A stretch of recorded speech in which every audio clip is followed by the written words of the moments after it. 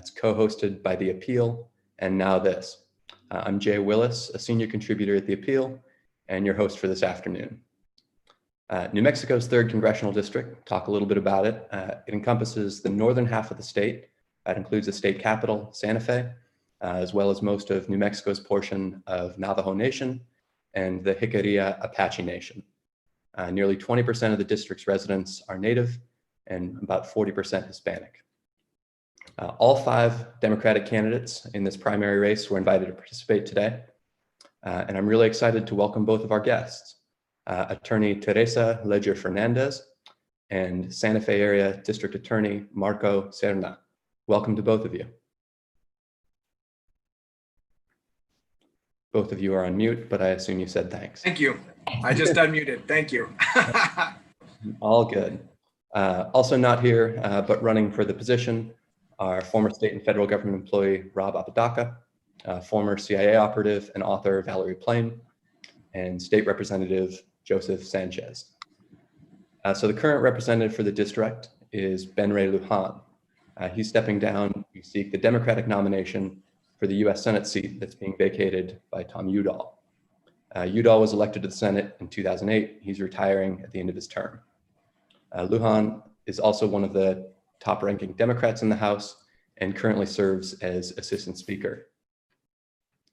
So the 3rd District is traditionally reliably blue. Since its creation in the early 80s, it has been represented by a Democrat for all but a couple years, I think in the late 90s. Senator Udall, in fact, represented the district before stepping down for his Senate run, and another former Democratic representative, Bill Richardson, went on to serve as New Mexico's governor. So some big shoes in this district. Again, welcome to our 2 guests today. Before we proceed, order in which you'll talk, and then after that initial question, we'll alternate who goes first. So Mr. Serna, go for it. You'll have 2 minutes for your opening statement. Take it away.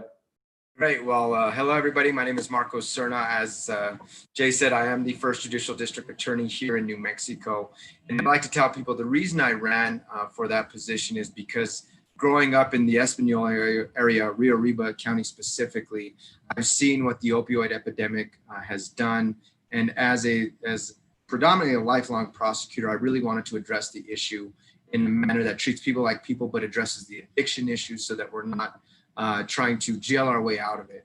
Luckily, unfortunately, I was elected and have been honored to continue with that mark in this community and bringing additional diversion programs within my office, expanding programs from other counties into Rio Arriba, and also creating a wellness court here in Santa Fe County with the help of one of our magistrate court judges and with the help of Santa Fe County funding. I discuss that because that's the same type of passion that I bring to this race, addressing economic issues, because this area is rural for the most part, the district. And I really want to focus on building the economy, especially now during COVID, in rural communities, ensuring that small business owners like my mom get the tax breaks rather than Amazon, who made $11 billion in profit and had to pay 0 taxes. Healthcare is a huge issue. Veteran services. Here in New Mexico, we have a large population of proud service members, men and women, who have served our country honorably, and we need to focus on providing them services with the VA so that they're not forgotten during this time of need. And lastly, education is one of my main concerns going on in this state. So my name is Marco Serna, and I'm happy to be here, and thank you guys for hosting this forum prior to Tuesday. Thank you very much. Yes, sir. Ms. Leger Fernandez. Thank you also for hosting this. It is really perhaps our last forum of the campaign. And I think both Marco and I agree on the thing that we miss most is being able to be out in community and creating community to talk about the issues and to understand the issues fully and let everyone know where we stand. And so thank you for pulling this together. So in this today, I think I want to reflect on the fact that, we have a moral obligation, a moral responsibility to stand up to bigotry, injustice, hate, wherever it's found and against whomever it's directed. We are living right now in this COVID crisis in a moment where our injustice is playing out in the severe negative and disproportionate impacts on minority poor communities. We're living this week in another moment of where we have injustice played out in some deaths we are seeing and ongoing inequities. So I've dedicated my life to standing up to injustice, but also creating opportunity and equity for marginalized communities. I have what I call a public impact law firm, and my life has been dedicated to representing Native Americans, to pursuing Latino civil rights issues, to creating economic development, not just talking about it, but I have been creating economic development opportunities on the ground, building health centers and so forth. My commitment to fighting against injustice comes from a long history. My father used to take the cattle to the market and couldn't go into the restaurants because no Mexicans or dogs were allowed. My mother, and in fact, Marcos's mother probably, were punished for speaking Spanish in the playground. They fought against that and created some landmark rules around bilingual education. And I often talk in my speeches about the need to defeat those that would demonize the other to gain political power. That we must defeat those, not like Trump, but not only Trump, that would demonize the Mexican, the gay, the transgender, the migrant, the Jew, because in New Mexico, we're very lucky. You said what the numbers are. We know in New Mexico that there's no other, there's only an us. And that when we look at how we build our policies, that we need to look at them as incorporating and encompassing all of the us so that together we can fight the kinds of injustices and inequities that we see across this district and unfortunately across this country. Thanks very much for that. So as I mentioned earlier, I'd like to talk about some of the congressional responses to the COVID-19 pandemic, some ways in which they could be improved and some ways in which they were good, because every election now is about COVID, right? So first, let's talk a little bit about employment. Almost 40 million Americans have filed for unemployment since mid-March. Congresswoman Pramila Jayapal serves as the co-chair of the Congressional Progressive Caucus, says that mass employment is a policy choice and we must choose differently by passing an urgent proposal that matches the scale of this crisis. So her proposed solution is called the Paycheck Recovery Act. It would provide grants from the government to fully cover worker wages up to $90,000 and also cover their benefits. It would also be retroactive to March 1st. So it would cover employees who have been laid off or furloughed too. And then even on the other side of the aisle, you're seeing conservative Republicans like Missouri Senator Josh Hawley gathering support for their own paycheck protection bill, and meanwhile calling Democrats, and I quote, the party of unemployment. So first question is about those types of proposals. If you represented the district in Congress, would you add your name as a co-sponsor to the Paycheck Recovery Act? And I'll go to Ms. Leger-Fernandez first.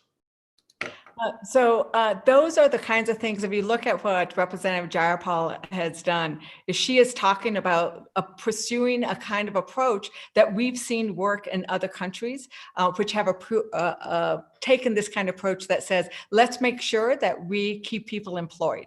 And so, yes, that is the kind of approach that I would push for. I think what we've seen is a one-time $1,200 payment doesn't do it. And the payroll protection program with the loans has been so fraught with confusion, with fear from people being able to get, knowing whether they'll be able to use it or not. So those indeed are the kinds of proposals that I would be supporting. I'd like to point out I have been endorsed by the Congressional Progressive Caucus, and I've had numerous calls with Representative Jayapal, because I think the other thing that's shown when you have this many people unemployed is that they've also lost their health insurance. And so I think that the other thing we need to do coming out of this crisis is look at how do we make sure that people who've lost their health insurance still get coverage. And so I would also sign on to her Medicare for All proposal, which for me is important because her proposal actually has very specific coverages for our rural economy.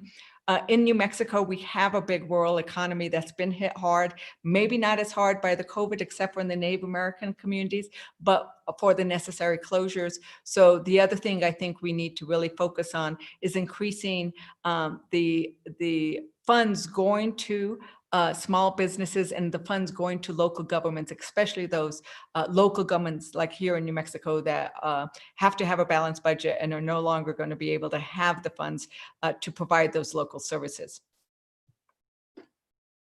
Unmute. Thank you. Mr. Serna, would you add your name as a co-sponsor to this act? Yeah, absolutely. And I'd like to also expand on it. Here in New Mexico, especially northern New Mexico, we do rely quite a bit on tourism, which in Santa Fe specifically, restaurants and hotels. So one of the issues that our community is running into with the Paycheck Protection currently is they're not included in that. So we need to expand and include them in that specifically to allow them to have their paycheck, protection in place, but also to ensure that we can keep them here when COVID does, when they are allowed to go back to work, which 25% of the restaurant, or up to 25% occupancy in the restaurants, will allow some to go back to work, and hopefully they'll be able to rotate. But they're the people that are in need the most. In addition to that, we need to add hazard pay because so many of our first responders are putting their lives on the line essentially, and we're away from their families. So, which not only includes officers, paramedics, hospital workers, but also our United States Postal Service. We've seen the president sort of attack the U.S. Postal Service as a means for political purposes.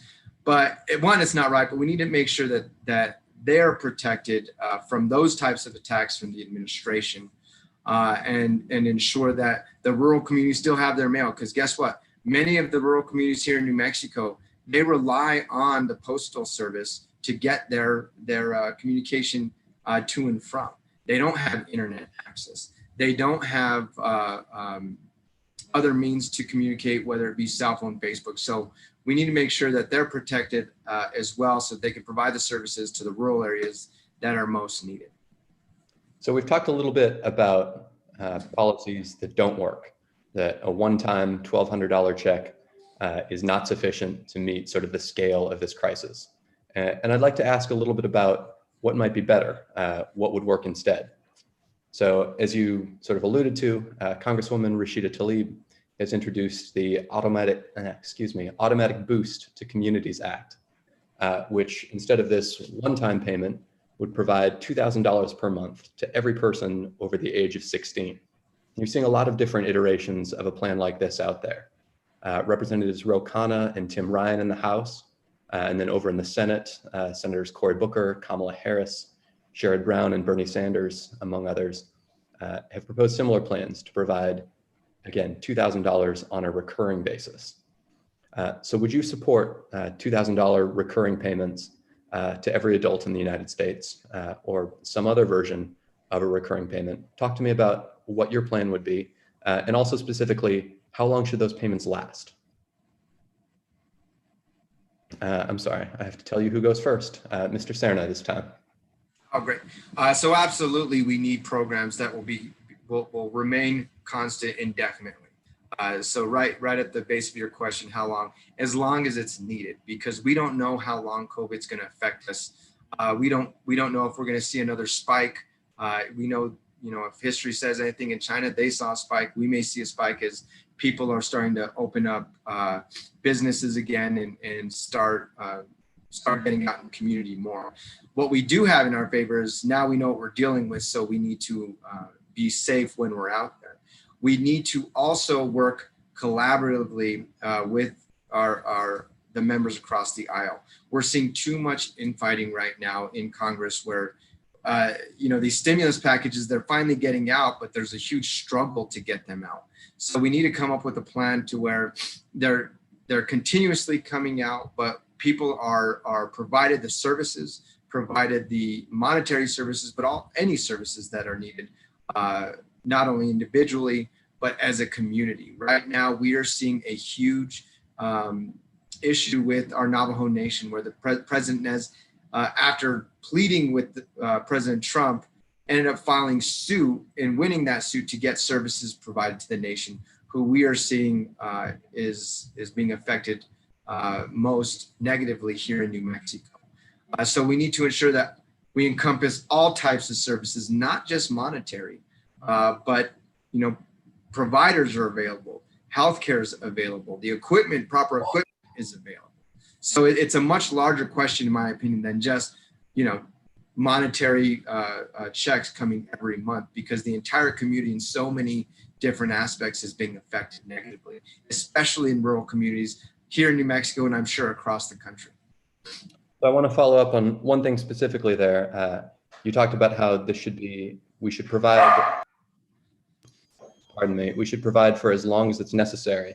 And I'm just wondering how you would measure that. Would you tie it to unemployment or some aspect of the economy? How would you? Excuse me, I didn't mean to interrupt. I think, yes, unemployment is a great way to measure it, because we're going to see, and we're already seeing here in New Mexico. I was in Raton, New Mexico a few days ago delivering our safety COVID kits, but one of the restaurants that we were in front of delivering these, they said, we're closing down shop. We just, even with the loans, we just can't afford to stay open. So I think we're going to see a large influx of unemployed individuals in this country after, the year's over, because a lot of these small businesses, which I've always said, small businesses are the lifeblood of rural economies, they're going under, and they're not going to be able to recover. So, and part of those stimulus packages, we need to protect small businesses in rural communities, in any community for that matter, so that they can continue with their operation and continue to employ local individuals. Thank you for that. Ms. Ledger-Fernandez, how do you come down on recurring payments from the federal government? Would you support that legislation? So I think the idea of recurring payments really taps into the manner in which our economy truly works, right? That when we want to stimulate our economy as we're pulling out of COVID and as we're dealing with the negative consequences of COVID, that's what you want to do, is you want to make sure that individuals have a steady stream of income that they can rely on to pay their rent or their mortgage, to buy their food, to get the health care they need, to do what they need to support their families. And yes, it needs to go on for a period after. I've seen some of the bills say 3 months after, 6 months after, but I think that's the concept of that. You really don't truly come out of something until you have that stabilized economy, and that we really know that tax cuts for the rich, they just don't go filtering down to anybody, but actually funds coming to the both employed and unemployed gets that gets spent in the economy, and really is what you need to boost. What we're looking at is the need to avoid slipping into a great recession or a depression, since we are looking at unemployment numbers at those levels. And as I'm a big fan of Paul Krugman, and as they look, and other economists are saying, we don't need to go there if we had the right policies. And if those policies actually are very honest about what happens with the economic, how does the economy really work, and who are the people that you need to get payments for to stabilize both the economy and people's lives. And so, yes, those are the kinds of programs that I am very supportive of. So there exists popular support for programs like these, both for recurring direct payments and for guaranteeing paychecks. Despite that, however, we saw that in Speaker Nancy Pelosi's HEROES Act, which recently passed the House, neither program was included. And interestingly, you had 14 House Democrats, including both co-chairs of the Congressional Progressive Caucus, Pramil Jayapal and Mark Pocan of Wisconsin, vote against the HEROES Act on that basis. And afterwards, Congresswoman Jayapal explained that she said, at the core, our response from Congress, again, must match the scale of this crisis. And the HEROES Act contains many important provisions, but it fails to do that. As a member of Congress, the HEROES Act comes to your desk. Maybe it's not perfect, but a lot of people are looking for some sort of form of relief. Do you support that bill, or do you withhold it because of those deficiencies? Ms. Ledger-Fernandez. I think that is one of the difficulties about being a congressperson is you have to decide whether what you got is all you're going to get. And I think that there are other areas in which we've been very disappointed about what's been included in the COVID bills. The fact that immigrants, undocumented immigrants and immigrants aren't eligible for testing, that they haven't been eligible for these payments, I think is puts both our entire communities at risk, because if we're not testing those who are, let's face it, they are essential workers. They are in our grocery stores. They are picking our foods. They are processing our foods. They're doing many important things. And if we're not testing them, we're putting the entire community at work. So we're using racism and xenophobia to place us at risk. So there are aspects of these bills that I've been very opposed to, and that I know have not been able to make it into the final bills. At the same time, the HEROES Act is so much better than what we've seen the Senate propose or the president talk about agreeing to. My theory and what I've done a lot of negotiations over my 30 years of experience working on behalf of Native American communities and small businesses and minority businesses. And what I always do is try to push for as much as I can possibly get and set my goal way over here. But somewhere along the line, you need to make that decision of, will I vote for this because it has a lot of what we absolutely need? And am I going to not give it up, but keep pushing that for the next time around in the next bill? I will say the HEROES Act has more of what we needed than the last one. So that, I think, was some part of the legislative strategy here. Was this time around we got more. We don't know what we'll get out of the Senate.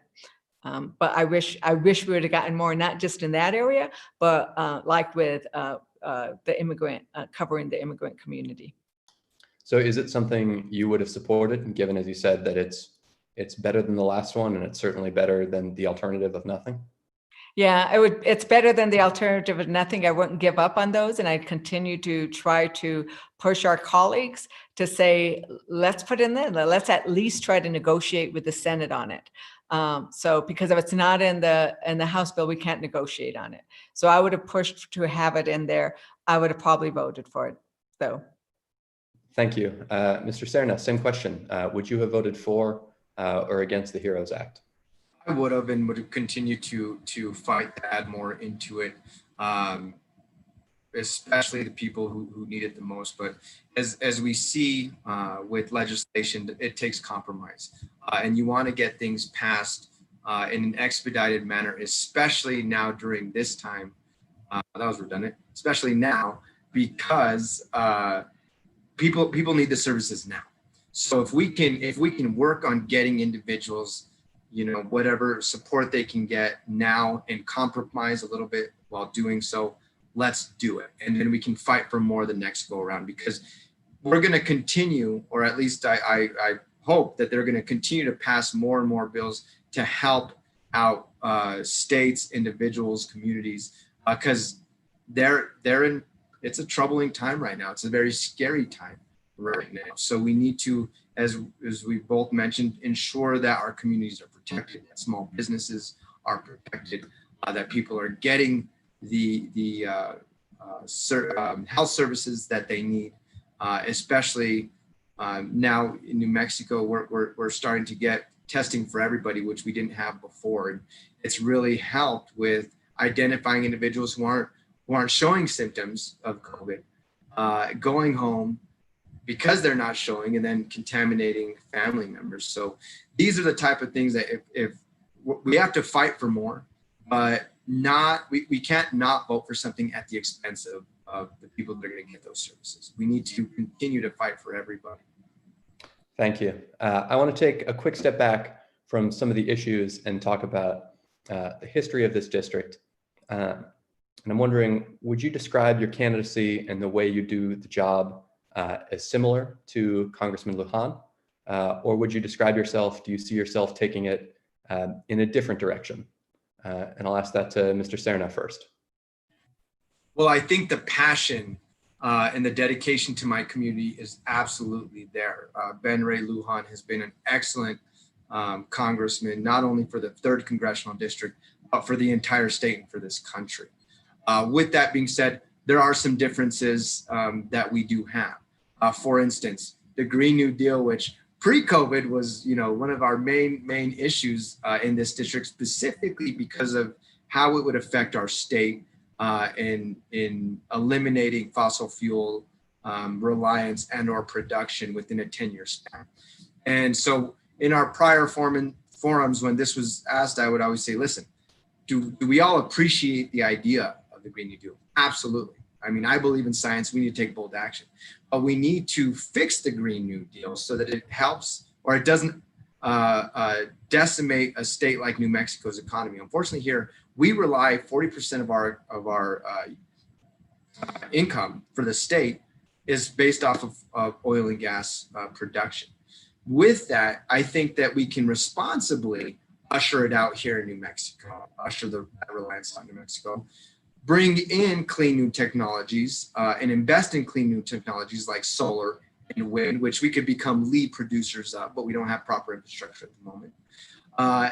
While other states that don't rely so much on it can be given a 7-year window or a 5-year window, depending on what their reliance is, so that we're continuing to have that bold effect that science shows we need, but also not devastating our economy. And I applaud our governor, Michelle Lujan Grisham, on passing, along with our legislature, passing a bill that allows New Mexico 30 years to usher out oil and gas and fossil fuel reliance and investing in green new technologies, and also trying to attract new business in New Mexico, because that's a tough well to fill at 40% of a state's revenue.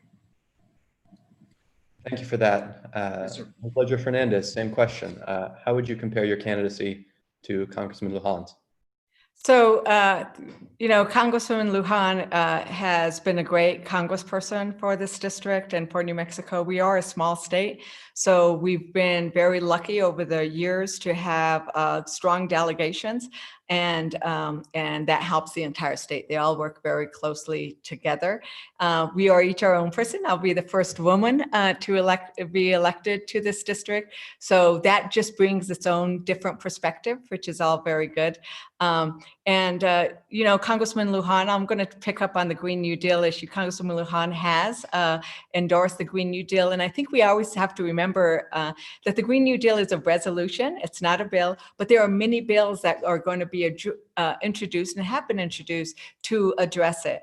And things like the 100 Clean Economy Act, that is the bill. And what that does, and I like to point out to Marco, is that actually says, let's invest in those communities that are going to be most impacted by the transition from fossil fuel. So it's the bills that are going to be introduced under the idea of a Green New Deal, which is the idea is, let's address this crisis. And as we're addressing this crisis, let's make sure that we address the inequities, the environmental injustices, and the inequities that have come out from fossil fuel. The Energy Transition Act that Marcos refers to, Marco, what that bill actually does is really address the closure of the power plants, the coal burning power plants up in Farmington, and it sets a time frame by which we will move for our electricity generation to renewable portfolio standards that will hopefully get us to 50%, 75%, then hopefully we'll get to 100%. So that's what that bill does. It's not addressing the fossil fuel industry that we have in our Four Corners and our San Juan Basin, our Permian Basin. But so with regards to the Green New Deal, I'm right there with our congressperson. I will say that I have been endorsed by the Sierra Club and by some amazing Youth United for Climate Crisis Action, because they recognize that we don't want New Mexico to turn into the Nick Sonoran Desert, and that this is one of those things that New Mexico is really at the front lines of. We will have the most wrecked we will turn into the Sonoran Desert. We will face drastic consequences, which will ruin our economy as it ruins our environment. And so that's why I believe we should take very strong action and take it quickly. Well, we've talked about a couple different policies here, both responses to COVID-19 and also Green New Deal and the associated policies that might come out with that. All of these are going to be expensive, and the eternal debate in Washington is how to pay for this stuff, right? Most people, polling shows from the Justice Collaborative Institute and Data for Progress, polling shows that most people, Democrats and most Republicans, would support the imposition of a wealth tax on ultra-millionaires and billionaires. I want to quickly ask you guys about a couple different funding mechanisms. Would you support imposing a wealth tax on ultra-millionaires and billionaires? Ms. Leger-Fernandez first. Do you want a quick answer? Yes.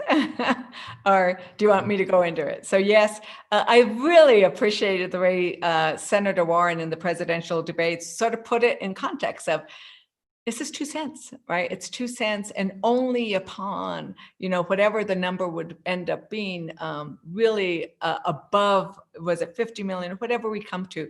But yes, I think that that is the case. We are at lower tax rates than we've seen in this country, because we've had just a series of tax cuts that have harmed our ability to address urgent needs and have not had, they've harmed working class, they've harmed middle class, and they've only sort of allowed for additional accumulation of wealth.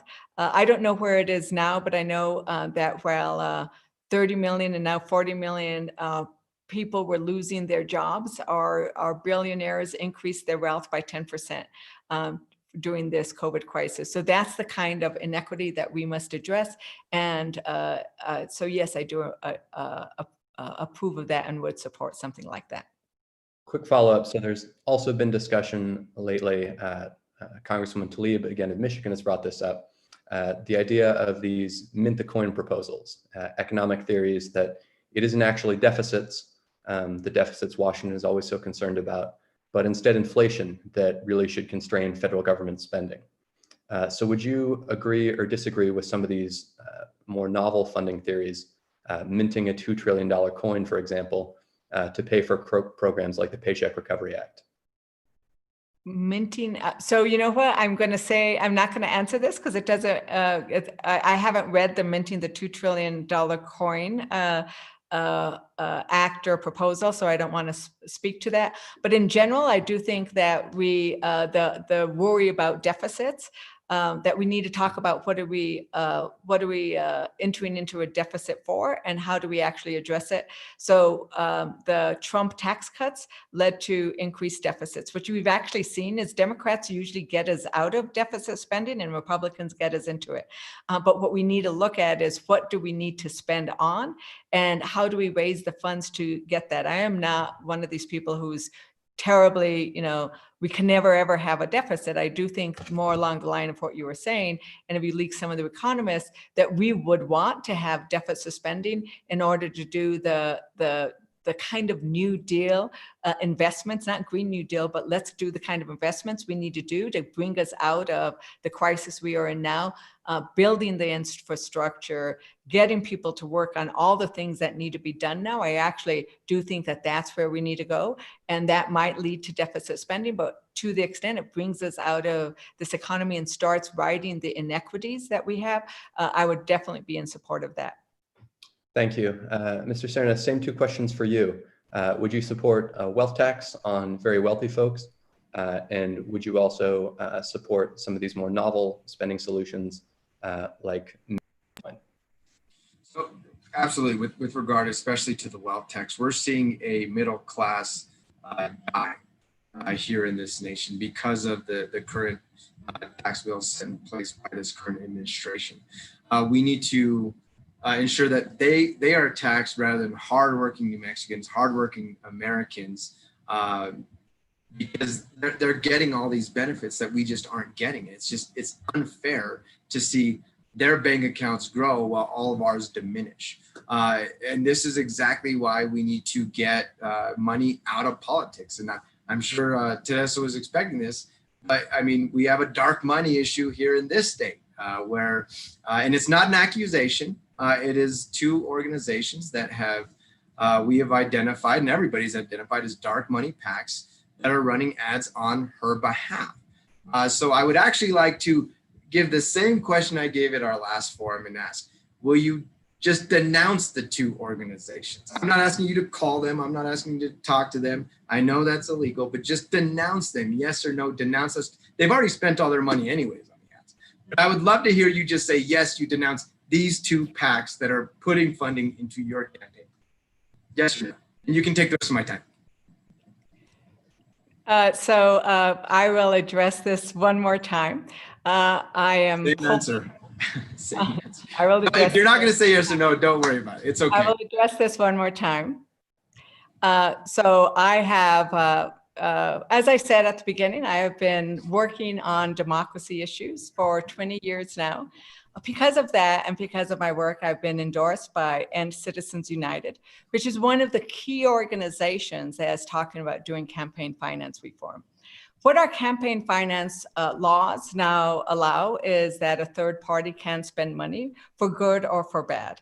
I do not control any of those. And I've already said, I do not like the idea that there is dark money in our politics, and we will work to change that. Will you denounce those two PACs? I would point out, if I may finish, that we have run a very positive campaign.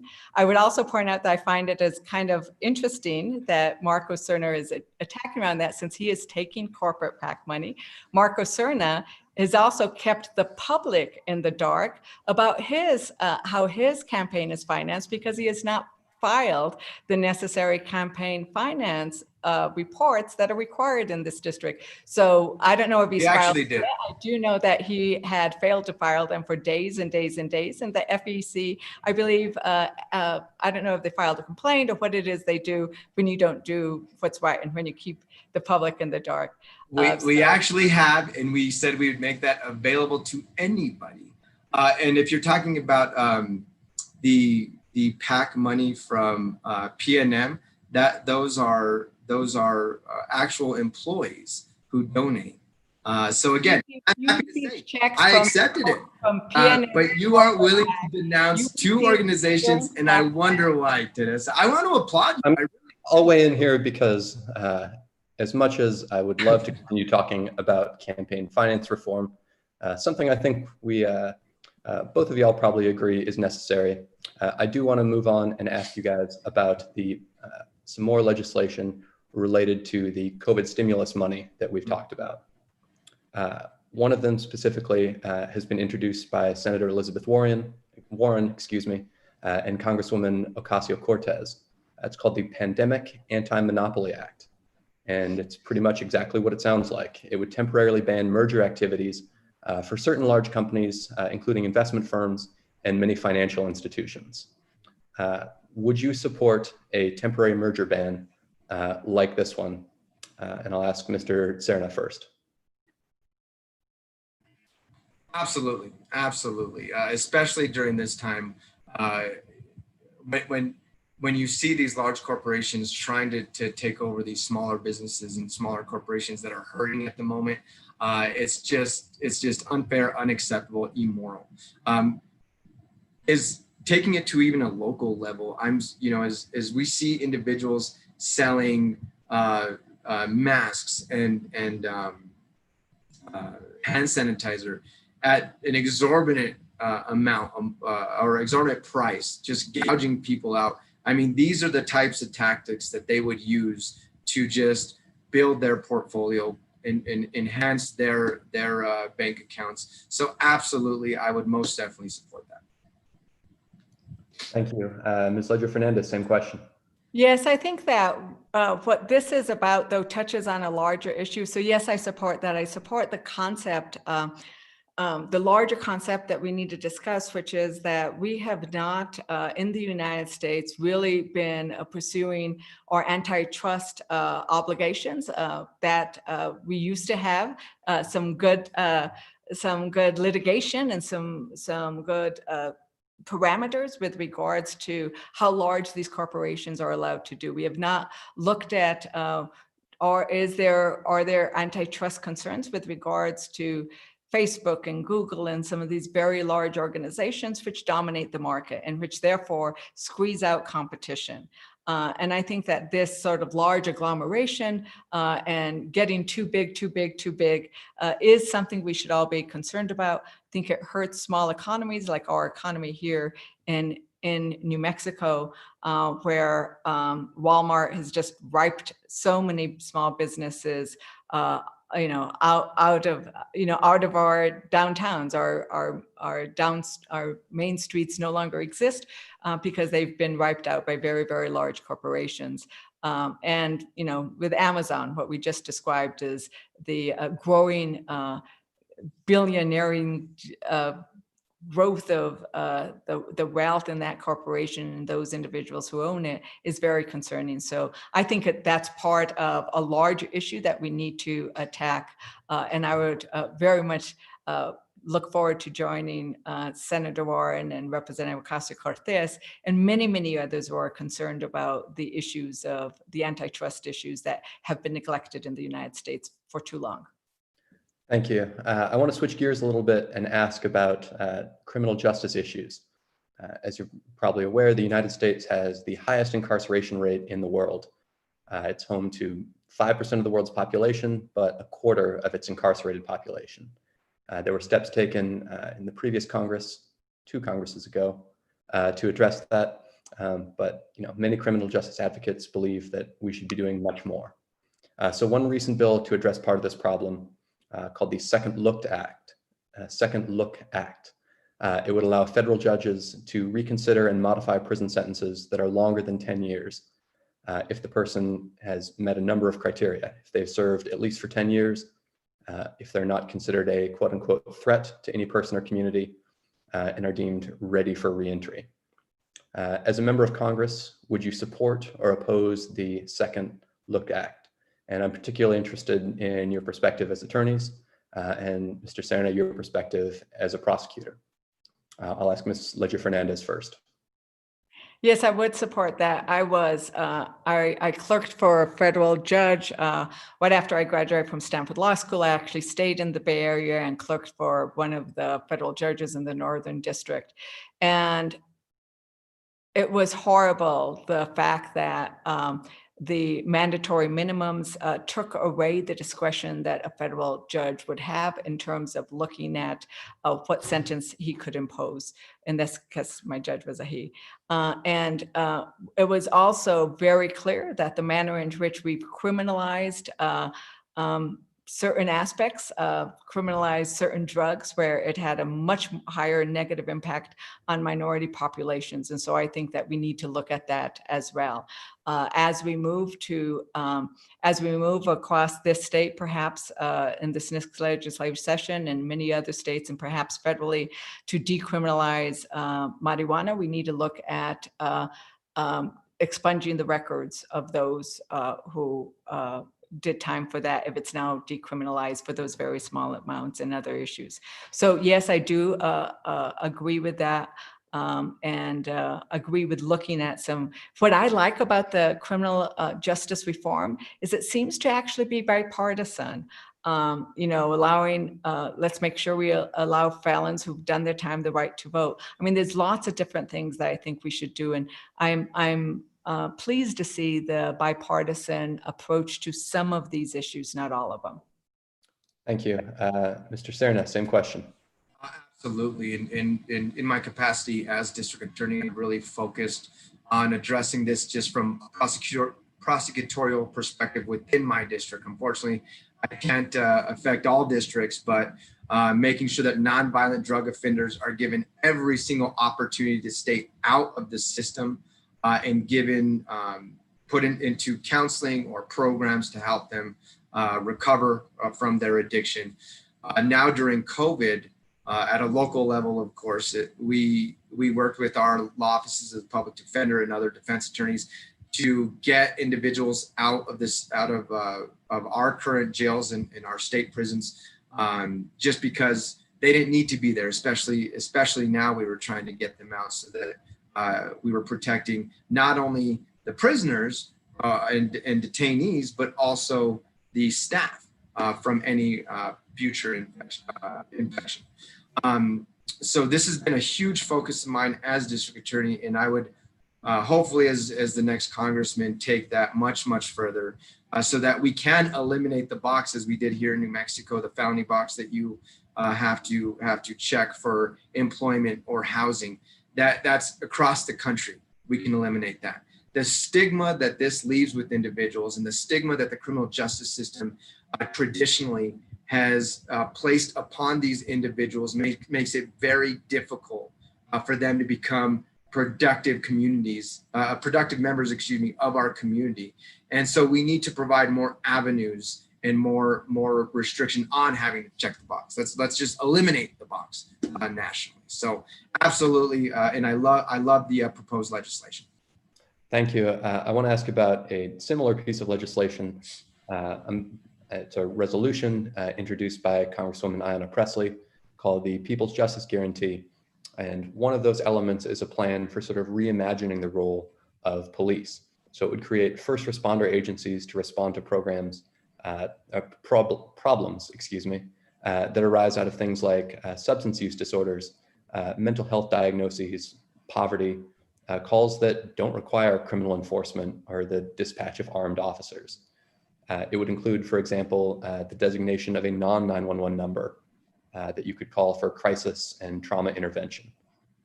Would you support the provision of federal funding to state and local governments to create things like this, Mr. Serna? Absolutely, and I can tell you, dealing with first responders, specifically with law enforcement and with firefighters and paramedics, this is actually, I think they would all support it, because majority of their calls, unfortunately, here in Santa Fe County and Rio Arriba County are those intoxicated individuals, mental health individuals who this is the 10th time they picked them up or 7th time they've gone to that home. So I think it would lessen the burden on law enforcement agencies, and I would love to support it. And just real quick, the current situation with the riots going on, I want people to recognize there are some horrible officers that we've seen, but there are so many great officers out there that are there to protect our community. So please, as we see all of these Facebook posts, recognize that their majority of officers are dedicated, they're community oriented, and there are the few bad apples, which I hope are prosecuted to the fullest extent of the law. Thank you. Ms. Leger-Fernandez. Yes, these are things that I think are real important in terms of talking about what does require law enforcement with its the criminal approach versus what needs to be done.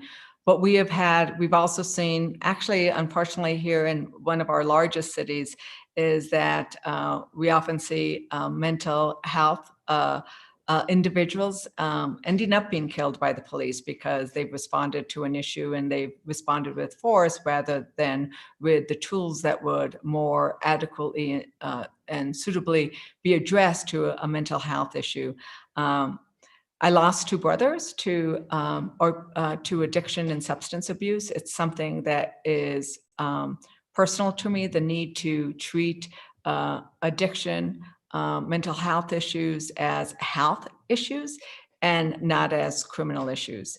And so the wide range of changes in approach that we need to have to this, both to how law enforcement, whether should it be law enforcement or should it be some kind of response team, first responder team, approaching it, to making sure that we have adequate beds and treatment facilities for mental health things and for addiction and treating those. So I think we need to see these as all interconnected and interrelated and address each of those pieces.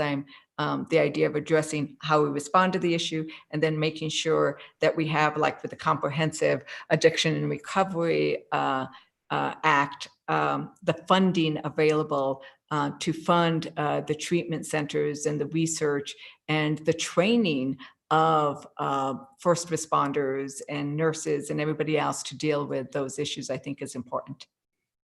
Thank you. I've got two more questions for both of y'all. I want to be respectful of your time, but I do want to make sure that we cover them. One of them relates to healthcare costs, which we've touched on a little bit here. But Senator Bernie Sanders has introduced a bill called the Healthcare Emergency Guarantee Act. It would empower Medicare to cover all healthcare costs for people who are uninsured, as well as out-of-pocket expenses for people who do have insurance, including prescription drugs, until a vaccine for COVID-19 is available. Polling again shows that this is not a particularly partisan issue. Over 2 in 3 Americans support this kind of a crisis care plan. If you were in Congress, would you do that? Ms. Leger-Fernandez. Yes, I believe that addressing these kinds of crises is important, because until we actually get everybody healthy, right, nobody's healthy. And I think there's something about this crisis that we need to remember and think about in those terms, that this is one where perhaps we can take this moment and recognize that how interconnected we are as a community, and that our goal is to keep the community healthy and thriving. And so what you want to do is come up with those kind of proposals which will create that. This proposal, as you've described, creates that, where we all care enough about each other and recognize that unless we are all healthy, everybody is at risk. And so that's something we would want to do. So yes, I would support that. Thank you. Mr. Serna. Yeah, absolutely. Especially as we've discussed throughout this forum, we are a rural district. We're a very large rural district here in CD3 for New Mexico. And it's the rural communities that have been affected the most, not only with lack of services, lack of masks, gloves, sanitizers, what have you, but our economy is really being affected negatively and adversely throughout this COVID pandemic. So I would wholeheartedly support that type of legislation.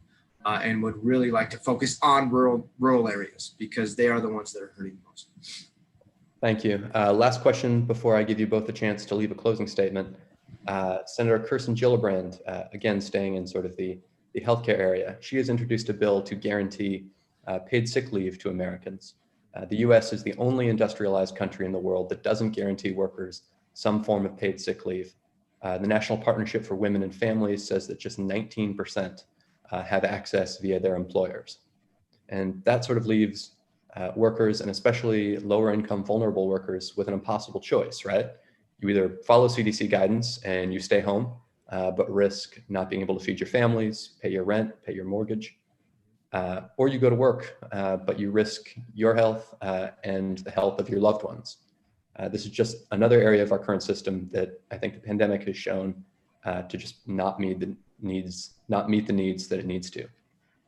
Do you support universal paid sick leave? Mr. Serna. Yes, I absolutely think so. As I've discussed, some of the community members here in CD3 that are being affected the most by this, who can't afford, and they're being fired, so they don't even have health care anymore. They can't afford to go to the doctor. And it's just, we as a community, we as a country really need to focus on those individuals who need these services the most. This would do that, so absolutely. Thank you. Ms. Leger-Fernandez, on paid sick leave, how do you come down? I think that one of the things we need to do coming out of this COVID crisis is take some of the elements that we've said are absolutely necessary in this crisis and say we must make them permanent. Paid sick leave and paid family medical leave, I think, are two of those things that we must make permanent. Once again, I think we take this crisis and say, what are those gaping chasms that just make us all at risk, and highlight the disproportionate impact on our communities, and see, let's fix them permanently. And the last two questions that you raised were set in the context of this crisis, but we need to make those permanent so that we are addressing those issues long term. I want to take the rest of my 2 minutes and actually talk about two things that you didn't ask about, but I think are really important to us New Mexicans, and that is the disproportionate impact that COVID-19 has had on our Native American populations. I've worked with these Native American populations. They've been my friends, they've been my colleagues, they've been my clients for the last 30 years. And what we have is horrible pandemic impact on these communities because of the fact that we have failed them for decades. And so when something like this comes up, the failure that we have done in terms of recognizing the needs out there, getting clean water, fully funding the Indian Health Service, results in the kind of deaths that we see. As I think Marco referred to, they are only 10% of our population are representing over 50% of our deaths and our infections in New Mexico. And so that is something else that I would support in Congress is both, and Deb Haaland has led the effort to say we need to include those kinds of provisions to address these issues in Indian country, not just in COVID, but as we come out of that. The other thing, since we are concerned about criminal justice, is we need to make sure that the manner in which the federal government and the federal prisons interact with local communities needs to be improved.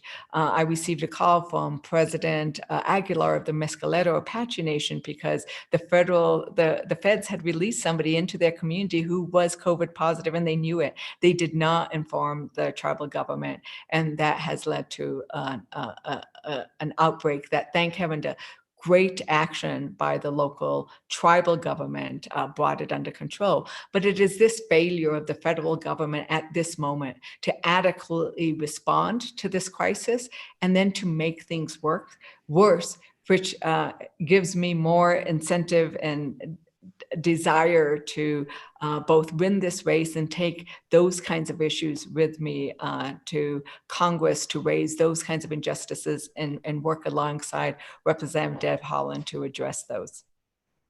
Thanks very much. Those are the questions that I wanted to go over. I'm hoping each of you would leave us with a 1-minute closing statement here as we're approaching the top of the hour. Ms. Leger Fernandez. I'm Teresa Leger Fernandez, and I'm running for Congress to protect what we love. Protecting our families, our healthcare, our democracy has never been more important than in this pandemic crisis, because Trump has not only failed us, he's betrayed us, and he's endangered us. And I am asking people to vote for me because I have leadership that is grounded in real experience. I know the issues we face today because I worked on them yesterday, and I'm still working on them today as an advocate for our communities. I've built healthcare centers, I've helped put broadband and clean water in the ground, and fought for voting rights. Started my academic career in Head Start, so know how important early childhood education is. And I was trained as a rebellious lawyer, not just any kind of lawyer, a rebellious lawyer. And what a rebellious lawyer does best is listen. And I have spent my life's work listening to our communities and getting stuff done on the ground. And so I have gotten, I would ask anybody who's here, go to my website, teresaforall.com, TERESAFORALL.com. Look at all the kinds of endorsements I've gotten, which are recognizing the work I've done in the past and my vision for the future, from the Sierra Club to Emily's List and Planned Parenthood and Progressive Caucus and Hispanic Caucus and on and on. So thank you very much for listening. Thank you very much for putting this forum on. Thank you. Mr. Serna. Thank you again for having this forum. Again, my name is Marcos Serna, and I have dedicated my life to public service. I'm not a private attorney. I'm a public servant through and through, because I was raised growing up here in northern New Mexico that giving back to your community, lifting up your community is the best cause that you can have. And I've had the honor of being district attorney here in the 1st on the front lines with the opioid epidemic that is really having a hard hold on our community, but also on the front lines as a candidate with this COVID pandemic, not only campaigning, but delivering kits that have been provided by volunteers and supporters to the communities that need it the most.